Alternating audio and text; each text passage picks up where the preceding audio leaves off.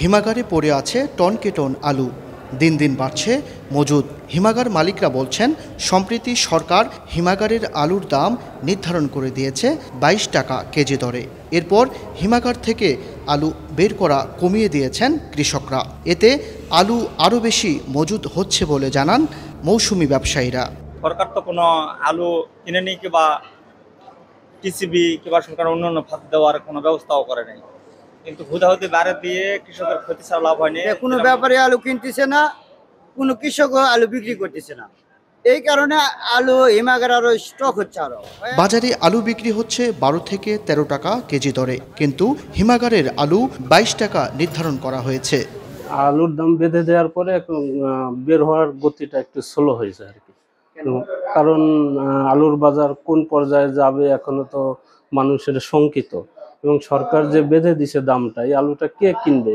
বাজারের পরিস্থিতি বিবেচনায় রেখে কৃষক ও ভোক্তাদের জন্য ন্যায্য মূল্য নির্ধারণ করা দরকার বলে মনে করেন ক্যাব নেতা।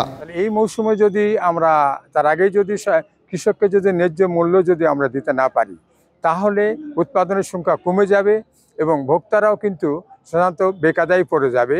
এবং দেখা যাবে আগামী আলুর মৌসুমে যারা বীজ সম্পাদন করে তারা বীজের দাম কিন্তু ওই চড়া মূল্যে বিক্রি করে। কোনো নির্দেশনা না দেওয়ায় হিমাগারের আলুর মূল্য ঘোষণা কতটুকু বাস্তবায়ন হবে এ নিয়ে সংশয় প্রকাশ করেন বাজার মনিটরিং কর্মকর্তা।